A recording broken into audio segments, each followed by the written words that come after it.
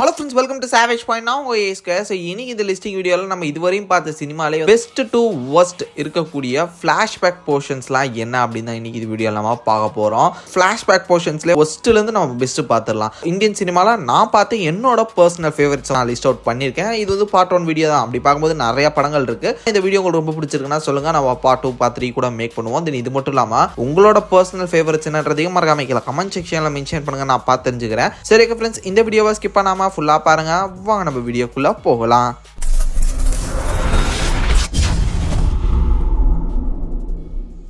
லிஸ்ட்ல 6ஆவதா இருக்கிறது லியோ படத்தோட ஒரு பெரிய நெகட்டிவ் ரிவ்யூவே வந்து பார்த்தீங்கன்னா அந்த ஃப்ளாஷ்பேக் தான். அந்த படத்துக்கு கொஞ்சம் கூட சம்மந்தமே இல்லாத ஒரு ஃப்ளாஷ்பேக் மாதிரி இருந்தது. இந்த ஃப்ளாஷ்பேக்கை ஸ்கிப் பண்ணியிருந்தா கூட படம் வந்து இன்னும் கொஞ்சம் ரேஸாக போயிருக்கும் அப்படின்னு சொல்லிட்டு தான் பலரும் ரிவ்யூ கொடுத்துருந்தாங்க. அந்த மாதிரி அன்வான்டான வெல் எக்ஸிக்யூட்டடா இல்லாமல் போன ஒரு ஃப்ளாஷ்பேக்காக வந்து பார்த்தீங்கன்னா இது இருந்தது. இதன் காரணமாக தான் வந்து பார்த்தீங்கன்னா இதை நம்ம லாஸ்ட் பொசிஷனில் வச்சிருக்கோம். லிட்டரலி அந்த படத்துக்கே இது வந்து ஒரு மைனஸ்ன்றனால அந்த ஒரு ஃப்ளாஷ்பேக் வந்து பார்த்தீங்கன்னா பர்டிகுலராக அந்த லிஸ்ட்டில் நம்ம வந்து ஒஸ்ட் செக்மெண்ட்ன்றதுனால லாஸ்ட்டில் வச்சுருக்கோம்.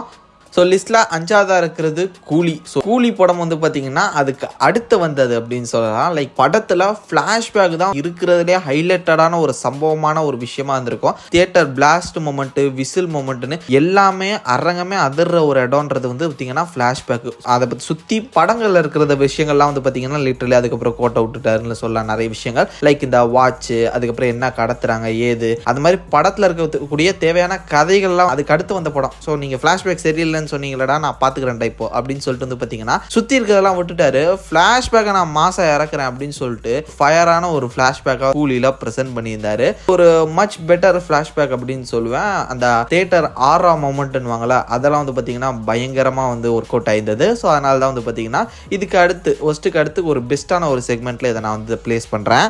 லிஸ்ட்ல 4ஆவதா இருக்கிறது சூரரை போற்று. ஸோ சூரரை போற்று படம் ஒரு மாசான கமர்ஷியல் படம்னா இல்லை. அது ஒரு படம் வந்து அதை நோக்கி போகக்கூடிய அந்த கதையை வந்து பார்த்தீங்கன்னா பயங்கரமாக ட்ராவல் பண்ணி போயிட்டு இருக்கோம். அதுக்கு இடையில பர்டிகுலராக இந்த ஒரு கேரக்டர் ஏன் அவ்வளோ ஸ்ட்ராங்கான முடிவு எடுக்கிறான் அப்படின்ற அழுத்தமான ஒரு விஷயத்த வந்து பார்த்தீங்கன்னா ஃப்ளாஷ்பேக்கில் போட்டிருப்பாங்க. அவரோட ஃபாதர் வந்து இறந்து போனது, அதுக்கு இவர் போக முடியாமல் போனது, அது வந்து ரொம்ப பெயின்ஃபுல்லான ரொம்ப முக்கியமான ஒரு ஃப்ளாஷ்பேக். லிட்டரலி பலரையும் கண் கலங்க வச்ச ஒரு ஃப்ளாஷ்பேக் சொல்லலாம். அதுதான் அந்த படத்தோட ஒரு கோரே. அதனாலதான் இப்படி ஒருத்தன் வந்து ஒரு ஃபிளைட்டை வந்து ரொம்ப கம்மியான பட்ஜெட்ல வந்து கொடுக்கணும் அப்படின்னு நினைச்சு போராடுறான் அப்படின்னு சொல்லிட்டு படத்தோட டிராவலே அந்த ஃபிளாஷ்பேக் தான். ஸோ லிட்டரலி ரொம்ப எமோஷனலான ஒரு ஃபிளாஷ்பேக்னே சொல்லணும்.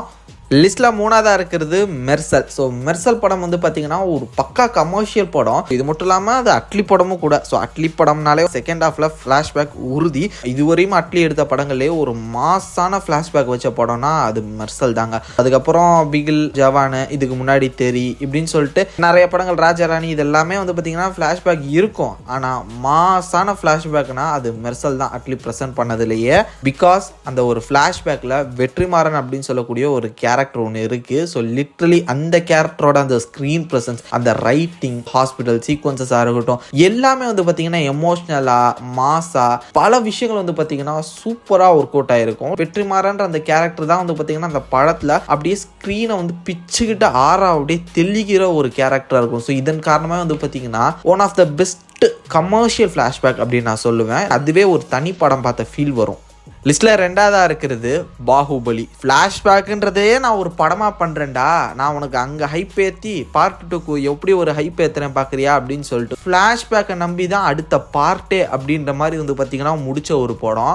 செகண்ட் பார்ட் வந்து டோட்டலாவே ஃப்ளாஷ்பேக் தான். பெரிய சம்பவம்னு சொல்லலாம் இந்தியன் சினிமால. விஷுவலா, ஒரு ஸ்டோரியா, பல விதத்துல பல பரிமாணங்கள்ல இந்தியன் சினிமா அடுத்த ஒரு ஸ்டெப்புக்கு வந்து மூவ் பண்றதுக்கு ஏதோ ஒரு விதத்துல பல இடங்கள்ல வந்து பாத்தீங்கன்னா பாகுபலி வந்து ஒரு இன்ஸ்பிரேஷனா இருந்திருக்கு.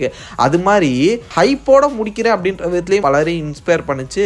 செகண்ட் பார்ட் டோட்டலா வந்து பாத்தீங்கன்னா ஃபிளாஷ்பேக் தான். அப்படிப்பட்ட ஒரு முக்கியமான ஒரு ஃபிளாஷ்பேக்னு சொல்லணும். கடைசி 20 நிமிஷம் ஒரு 30 நிமிஷம் தான் ப்ரெசென்ட் டைம்லயே வரும். மற்றபடி ஃபுல் அண்ட் ஃபுல்லி ஃபிளாஷ்பேக் தான். செகண்ட் பார்ட் டோட்டலா ஃபிளாஷ்பேக்காக வந்து நான் சமர்ப்பிச்சிருக்கேன் அப்படின்னு சொல்லிட்டு ராஜமௌழி சார் வந்து பாத்தீங்கன்னா ஒரு சம்பவமே பண்ணியிருப்பாரு. ஸோ ஃபைனலி நம்ம லிஸ்ட்டில் நம்பர் 1 பொசிஷனில் இருக்கிறது ஃப்ளாஷ்பேக்னா அது இவர் தான் அப்படின்ற மாதிரி பாஷா.